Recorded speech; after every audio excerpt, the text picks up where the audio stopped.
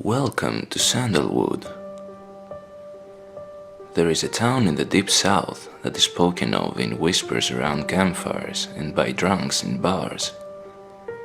No one knows its exact location, as those who have been there can't agree on where they were when they arrived.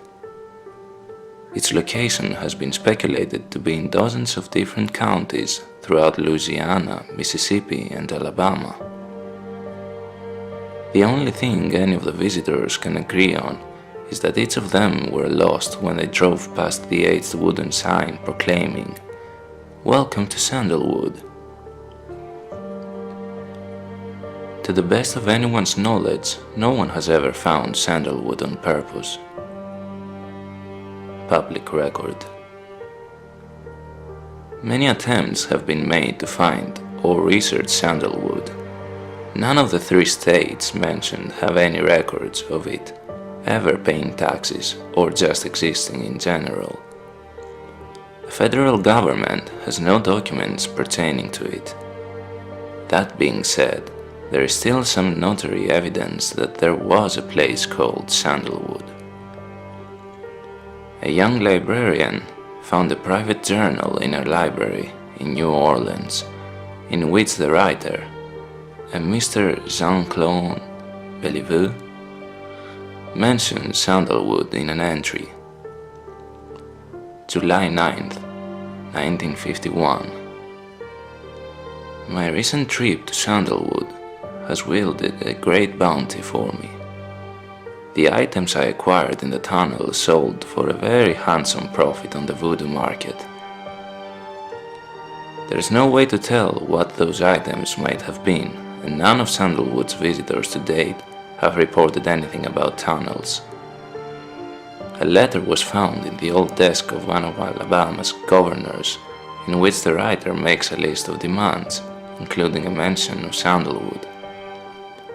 And furthermore, sir, the people I represent wish you to address the problem of the town of Sandalwood, refusing to clear out some of the swampland surrounding it. They are chock full of alligators and venomous snakes and pose a threat to the health of surrounding communities. It is unknown where in Alabama the letter came from. The lost visitors. Everyone who visits Sandalwood and tells about it was lost when they happened upon it, or at least so they claim.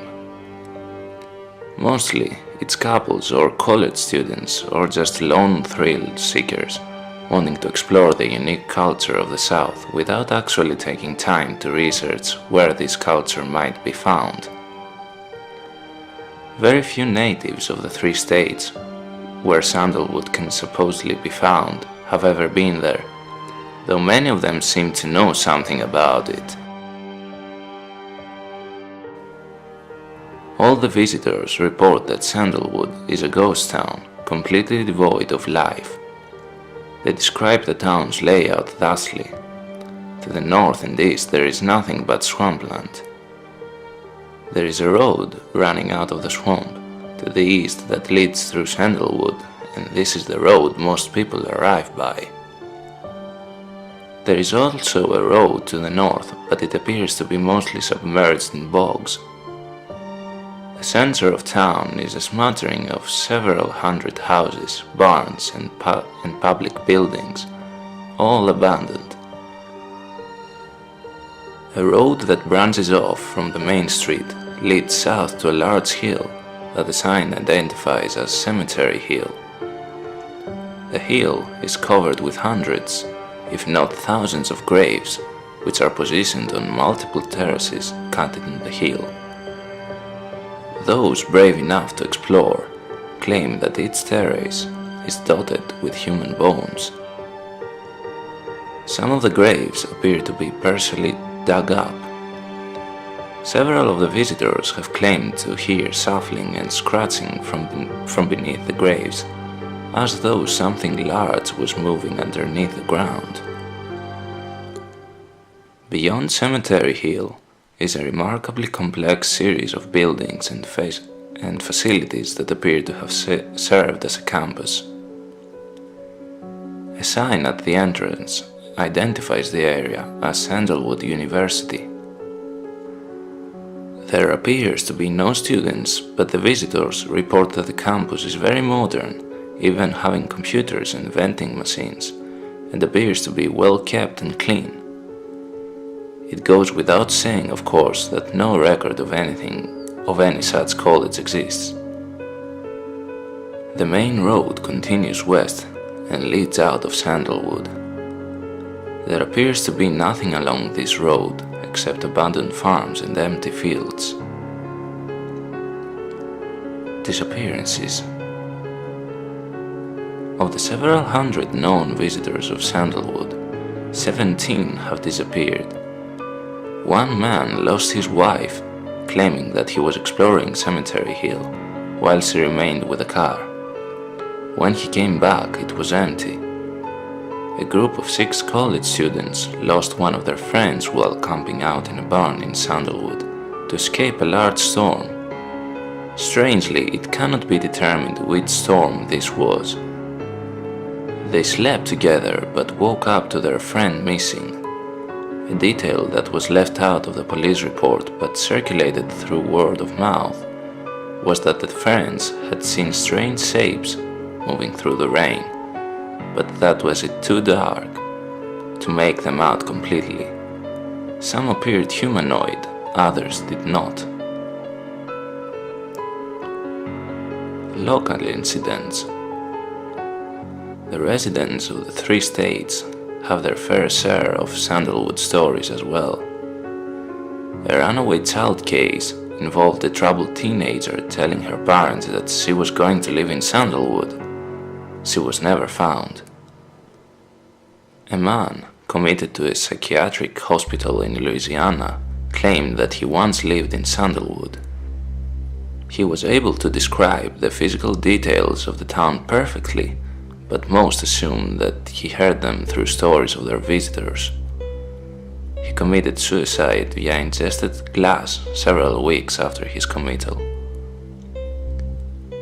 A farmer's dog ran away for 2 weeks and returned with a postcard in his mouth that shows a picture of a woman holding apple pie next to the "Welcome to Sandalwood" sign and smiling. Similarly, the postmaster in Mississippi took a picture of a stamp he found on a letter with no return address that has a picture of the Sandalwood sign on it. He refused to reveal who the letter was addressed to. A young man in his freshman year at Mississippi State University saved a screenshot of an email he received from a Sandalwood University offering him a full scholarship to attend. Legacy.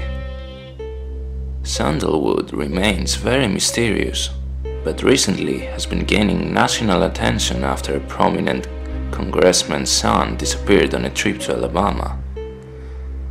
His last correspondence to his father was a text message that read, "I'm lost, stopping in Sandalwood for directions."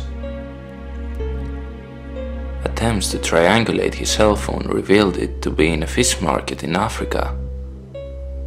Sandalwood also was the subject of a series of online short stories published on various websites dealing in Creepypasta, a type of online horror story.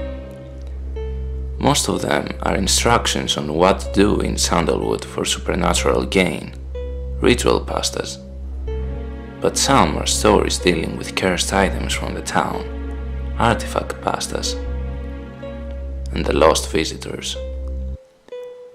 The author has not been tracked down, but is wanted for questioning, as one of his stories deals with the graphic murder of a child by an unknown assailant. The child in question is missing from his home state of Ohio, and the author revealed details about him in his story that he couldn't possibly have known. With all the newfound attention, hundreds of people across the country have pledged to find Sandalwood and reveal its secrets. The states of Louisiana, Mississippi, and Alabama have seen big tourist boosts in recent months. Thus far, no disappearances have been reported, Yet,